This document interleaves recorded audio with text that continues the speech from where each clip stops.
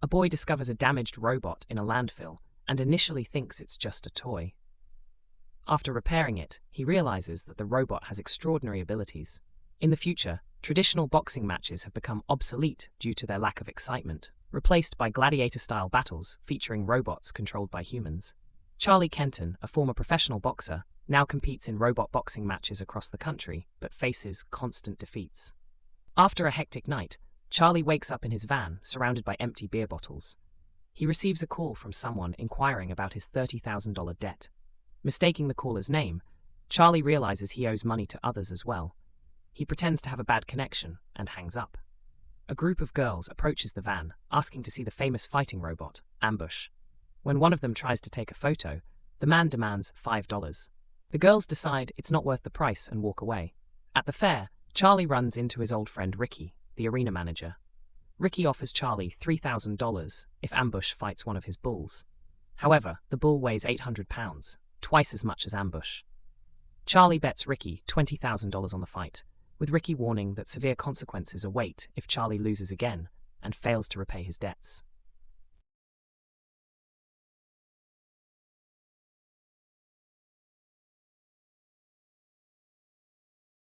The match begins with Charlie making a grand introduction for Ambush.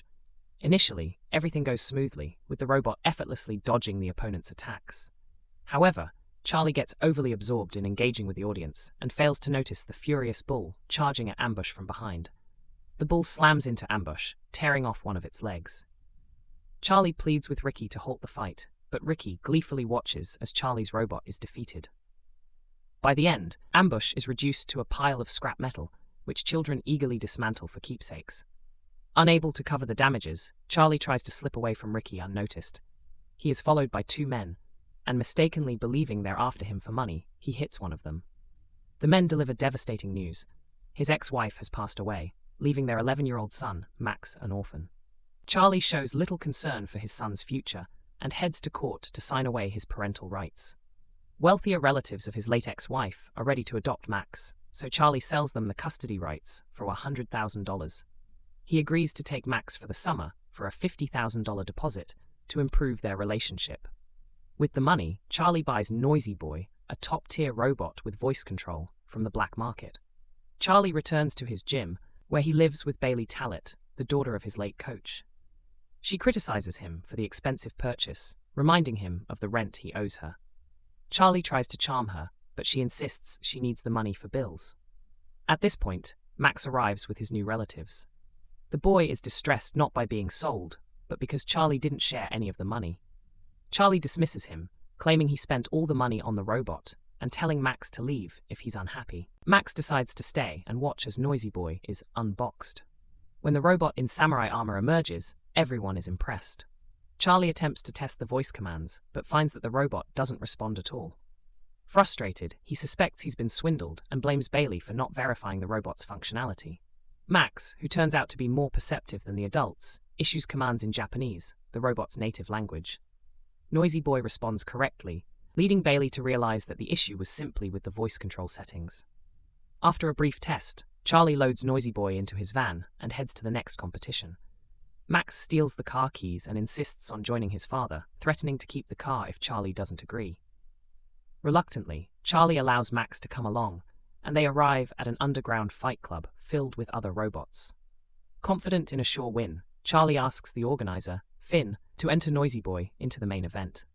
Max tries to dissuade his father, suggesting they should only participate in preliminary matches since Noisy Boy has never been tested in a real fight. Ignoring Max's advice, Charlie pits Noisy Boy against the club's star, Midas. Initially, Noisy Boy delivers powerful blows, thrilling the audience. Charlie is excited about what seems to be an easy win. However, due to his lack of focus, he misses Midas's counterattack, and the fight turns in Midas's favor.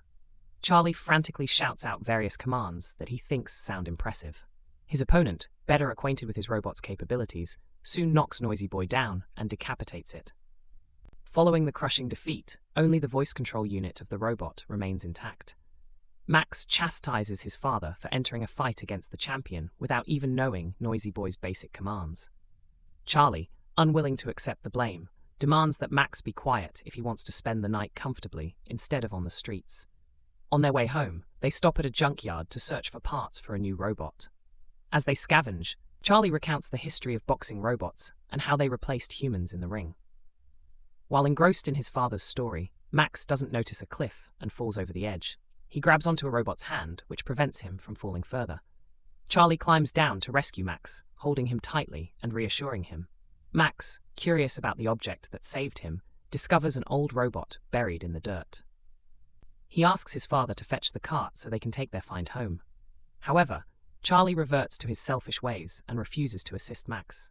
Determined, Max drags the robot up the steep hill by himself until dawn and finally gets it to the van. Back at the gym, Bailey is horrified by the remains of Noisy Boy. Disappointed in Charlie, she urges him to stop pursuing illusory victories before he loses everything he has left.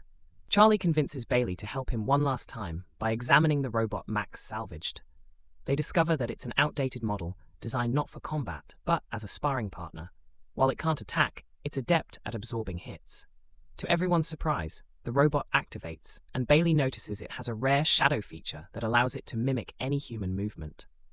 Max cleans the robot and discovers it's named Atom. He proposes testing it in illegal robot fights to earn some money. That night, while everyone is asleep, Max sneaks into the gym and activates Atom. They take a late-night stroll, where Max learns to control his first robot.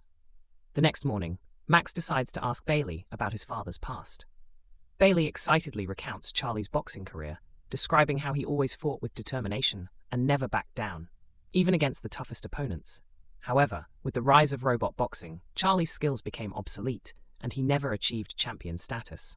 Charlie interrupts the conversation, announcing that he and Max are heading to Atlanta to find a partner interested in buying a new robot. Upon arriving, Charlie asks Max to wait in the building's lobby while he seeks out Finn. There, Max encounters Tak Mashido, the creator of Zeus, the invincible robot champion. Tak confidently declares to reporters that Zeus will defeat anyone who challenges him.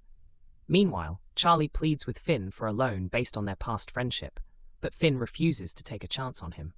Frustrated and enraged, Charlie agrees to let Max participate in a fight at the zoo, hoping that his son will lose and leave him alone. The following morning, Charlie is awakened by Max's voice. Max has been training with Atom, cleaning it and programming its commands using the shadow feature. Charlie is impressed by his son's dedication and realizes where Max's determination comes from. They arrive at the venue for the battle, where Max strikes a deal with the organizer.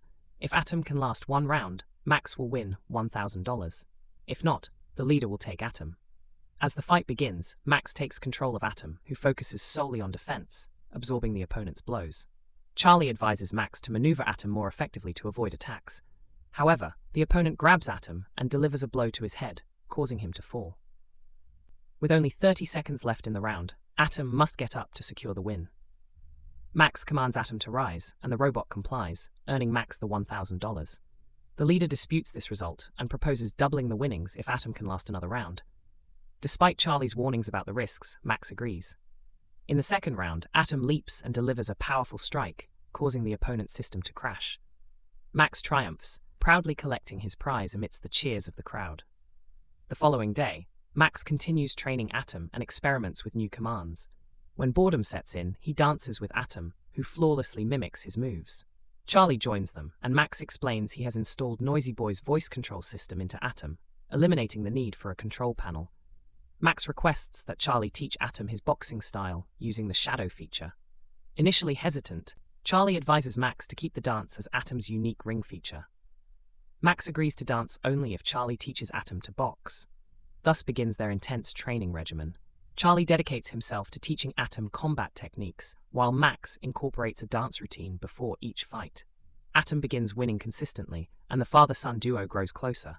Charlie uses their earnings from small-town fights to pay off his debt to Bailey with interest. Atom's dancing wins over audiences and garners media attention. Due to the robot's popularity, Charlie and Max are invited to compete in the Real Steel Champions League tournament. As Max prepares Atom for the match, Charlie advises him to leave all emotions outside the ring. A manager arrives to offer them a chance to meet Farah Lemkova, the owner of Zeus, who is interested in buying Atom for $200,000. The offer is valid only until the first round against Twin Cities. Charlie immediately agrees, but Max refuses and walks out. Charlie tries to convince Max to accept the lucrative offer, but Max questions why Lemkova would make such a high offer. He believes Atom is special and is determined not to sell him. As the crowd roars, the formidable Twin Cities enters the ring. Max leads Atom with a battle dance, and the match begins. Early on, Twin Cities relentlessly attacks Atom, but Charlie spots a vulnerability. The robot's right shoulder twitches before each punch. Atom slips beneath the opponent's arm and starts delivering powerful body blows. After weakening Twin Cities' right side, Atom finishes the fight with a decisive kick to the head, knocking him out. The crowd erupts into applause, and Bailey, who has been cheering from the sidelines, joins in the celebration. Max leaps into the ring, grabs the microphone from the referee, and boldly challenges Zeus, the robot owned by Farah Lemkova, to a fight. Afterward, Max and Charlie collect their winnings and head back to the van. There, Ricky confronts them and sends his thugs to retrieve his money. They violently assault Charlie and steal all their cash. Concerned for Max's safety, Charlie takes him to his legal guardians. Tearfully, Max pleads to stay with his father, but Charlie decides it's too risky. Upset, Max packs his things while Charlie chooses not to accept the remaining money from the custody sale. Charlie tries to convince Max to leave with his guardians, expressing that he doesn't feel worthy of his son.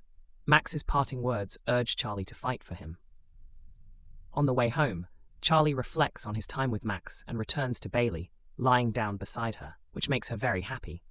In the morning, Bailey encourages Charlie to stay with his son, assuring him that it's not too late to mend their relationship and correct past mistakes. They share a kiss, and Charlie goes to find Max. He tells his son that he regrets not being present over the years and asks for another chance, promising to fight for him. Charlie then steps aside to reveal Atom, and Max learns that Zeus has accepted their challenge. Charlie persuades Max's aunt to allow him to participate in the tournament.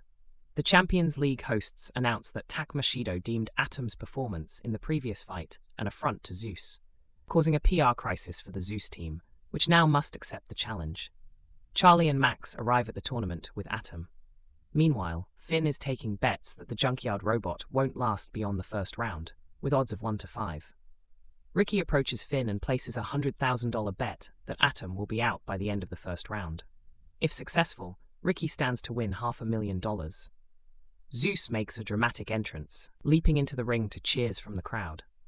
Atom enters more modestly, and the fight begins.